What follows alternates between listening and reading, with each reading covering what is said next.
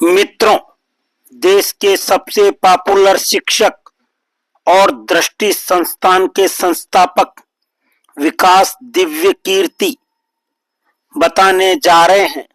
देश में शिक्षा और शिक्षकों के समक्ष चुनौतियां और समाधान।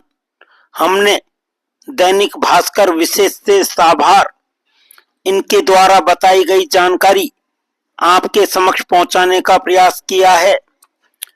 कुछ दिन पहले एक पति और पत्नी अपने 18 साल के बच्चे को लेकर विकास दिव्य कीर्ति सर के पास आए। उनका आग्रह था कि मैं बच्चे को सही कैरियर के लिए सुझाव दूं। मैंने तरह तरह के सवाल पूछकर बच्चे को समझने की चेष्टा की। उसे पढ़ाई में जबरदस्त रुचि थी। मुश्किल चीजों को समझने समझाने की शानदार क्षमता थी और हिंदी व अंग्रेजी में निपुणता भी काबिले तारीफ थी। मैंने सुझाव दिया कि उसे रिसर्च और टीचिंग में जाना चाहिए, पर वह नाराज हो गया। बोला, बिना नौकरी के रह लूंगा पर टीचर नहीं बनूंगा। कारण पूछा तो बोला, टीचिंग में है ही क्या? ना पैसा है, ना इज्जत, ना ताकत, ऊपर से इतनी बोरियत की जिंदगी भर एक ही बात बोलते रहो। दूसरा अनुभव, भारतीय मूल का एक अमेरिकी बच्चा, उम्र 18 वर्ष। वही सवाल, बड़े होकर क्या बनना चाहोगे? जवाब, रिसर्च कर पाया तो प्रोफेसर, नहीं तो कोई स्टार्टअप या नौकरी। मैंने पूछा, प्रोफेसर क्यों? उसने कहा, शानदार वेतन है, समाज में सम्मान है, वर्क लाइफ बैलेंस है, पढ़ने लिखने और नई पीढ़ी से जुड़े रहने का माहौल मिलता है, वो अलग। इससे बेहतर पैकेज क्या हो सकता है? जिन सपनों को हम अपना बताते हैं, दरअसल वे हमारे नहीं होते। हमारा परिवेश हमें खास तरह के सपने देखने को मजबूर करता है। यही वजह है कि भारत के अच्छे विद्यार्थी आमतौर पर टीचर नहीं बनना चाहते, जबकि विकसित देशों में ऐसा नहीं है। टीचर्स डे अच्छा अवसर है जब कुछ मुश्किल सवालों का सामना करना चाहिए। जैसे हमारे यहाँ होनहार बच्चे टीचर क्यों नहीं बनना चाहते और इससे क्या फर्क पड़ता है। पहले समझते हैं कि क्या फर्क पड़ता है। दुनिया के देशों पर नजर दौड़ाएं तो पाएंगे कि सिर्फ वही देश कमाल कर रहे हैं जिन्होंने लंबे समय तक शिक्षा में जमकर निवेश किया है, विद्यार्थियों में वैज्ञानिक स्वभाव व ज्ञान की भूख पैदा की है। वर्ष 1949 में चीन में क्रांति हुई। आज वह मैन्युफैक्चरिंग, रोबोटिक्स और आर्टिफिशियल इंटेलिजेंस के मामले में अमेरिका को चुनौती दे रहा है। तो इसकी जड़ें शिक्षा पर की गई मेहनत में ही है।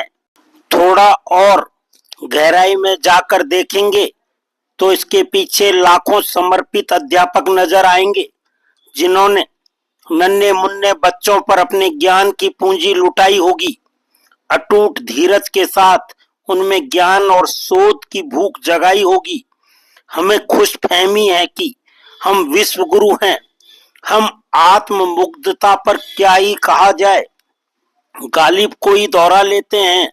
हमको मालूम है कि जन्नत की हकीकत, लेकिन दिल के खुश रखने को गालिब ख्याल अच्छा है। आंख खोलकर देखें तो सच यही है कि ज्ञान के जगत में हम फिलहाल कहीं नहीं टिकते।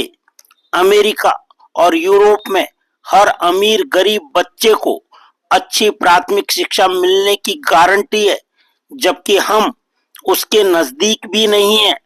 उच्च शिक्षा और रिसर्च में नवाचार को लेकर जैसे दीवानगी चीन, जापान, इजराइल और जर्मनी में दिखती है, हम उसके सामने कहीं नहीं ठहरते।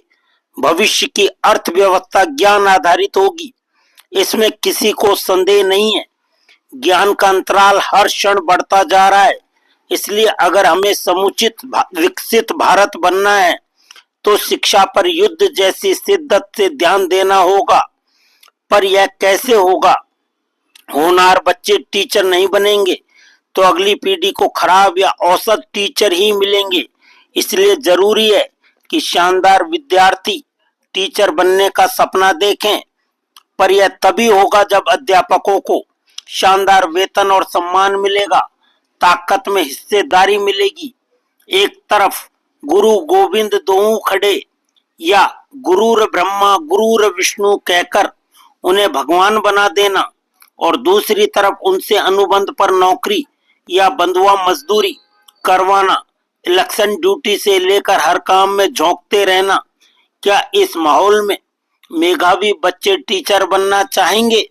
एक छोटा सा सुझाव है, शिक्षा से जुड़े विषयों पर सर्वोत्तम निर्णय लेने वाली संस्थाओं में शिक्षकों की प्रभावी भूमिका होनी चाहिए। इसका एक अच्छा तरीका हो सकता है भारतीय शिक्षा सेवा इंडियन एजुकेशन सर्विस का गठन, जिसकी संरचना आईएएस और आईपीएस जैसी अखिल भारतीय सेवाओं की तर्ज पर हो। इससे टीचर्स को सिविल सर्वेंट की तरह जी हजूरी नहीं करनी पड़ेगी।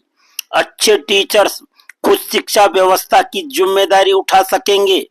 टीचर्स को भी आज के दिन खुद को टटोलना चाहिए, क्योंकि सरकारी टीचर्स की यह छवि बनती जा रही है कि वे पूरा वेतन लेते हैं पर स्कूल कॉलेज में आते नहीं, आते हैं तो पढ़ाते नहीं, और पढ़ाना पड़ जाए तो घिसी पिटी बातें दोहरा देते हैं, वैल्यू एडिशन नहीं करते।